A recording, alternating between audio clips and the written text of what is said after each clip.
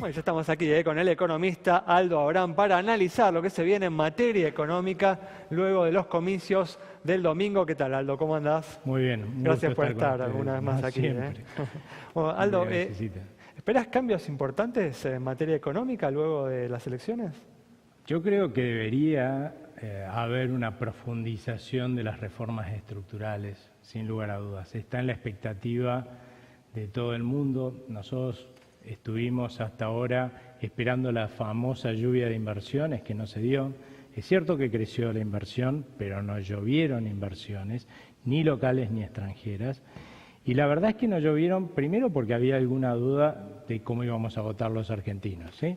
Pero también por el hecho de que es una realidad que nadie pone plata, por ejemplo, en un país que está entre los 12 países del mundo que más exprimen con impuestos a sus empresas. Tenés 177 países en el mundo que te van a exprimir menos y vas a venir acá.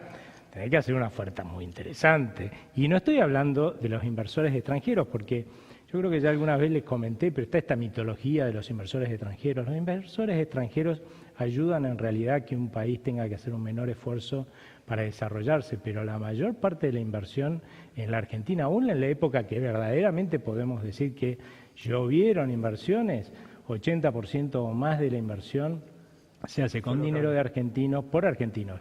Pero los argentinos también podemos invertir afuera.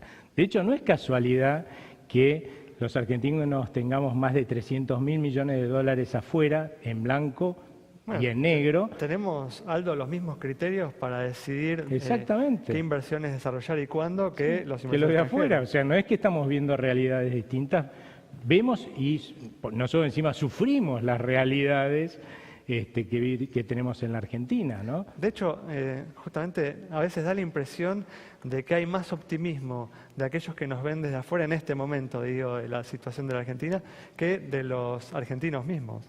Y porque ellos lo pueden mirar desde afuera, justamente.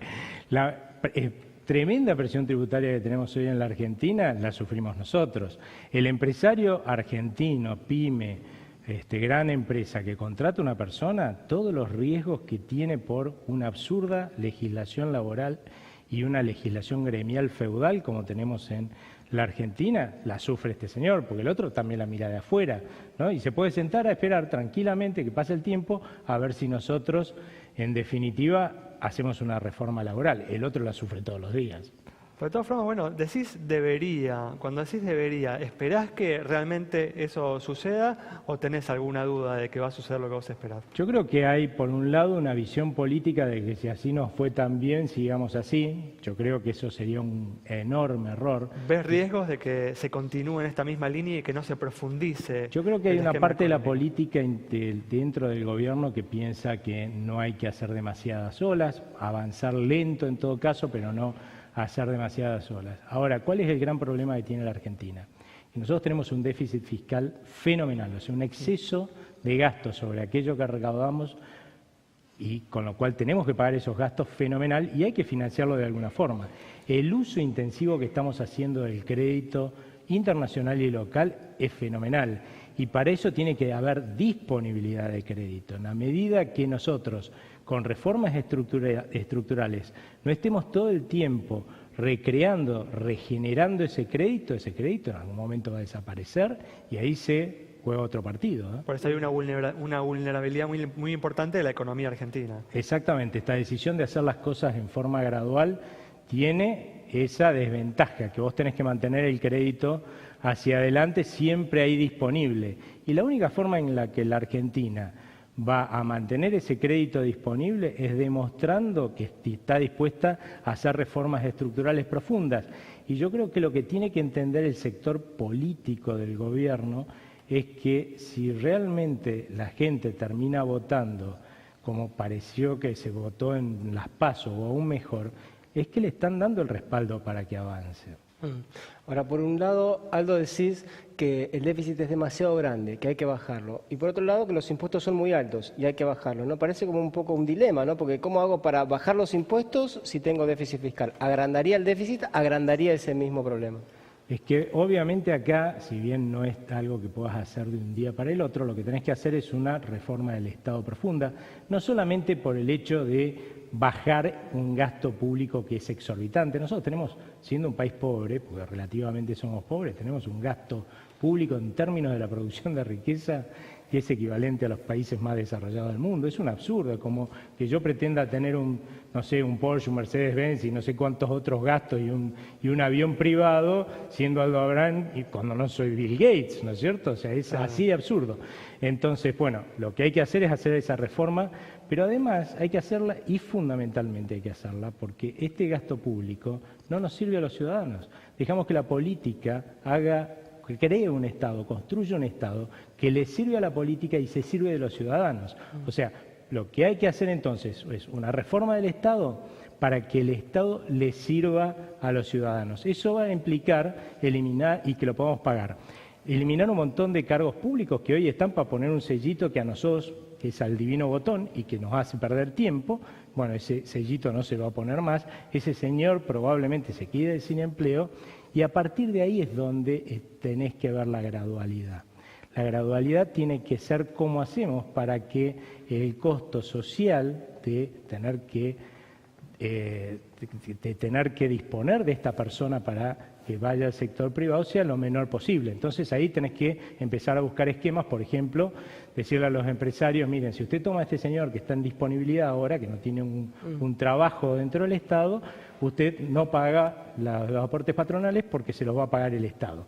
Conclusión, el tipo está contento porque va a tomar este empleado y va a tener un costo menor, el empleado va a estar contento, tiene un cargo y un puesto que va a ser más interesante y mejor remunerado en el sector privado. El Estado está contento porque se ahorró el sueldo de ese tipo y todos nosotros estamos contentos porque ese señor antes no producía nada para la sociedad y ahora va a producir un bien o un servicio que nos es útil. Ahora, Aldo, el gobierno está avanzando en esa dirección, por ejemplo, con la baja de los subsidios, ¿no? Digo, porque ¿es ese realmente el quid de la cuestión, los empleados públicos? Porque el grueso del gasto son subsidios y jubilaciones, que son bastante inflexibles, ¿no? Si despido 100.000 empleados públicos, ¿cuánto me bajaría el déficit de 7 puntos del PBI a cuánto? ¿A 6,5? No creo que ¿A sea... 6? No hago una diferencia real. No, a ver, cuando vos me hablas de que está haciendo un ajuste en la parte de los subsidios, lo único que me está diciendo es que el ajuste lo estoy haciendo yo, porque al que le sacaron los subsidios es a mí, ¿está? Seamos claros. Segundo,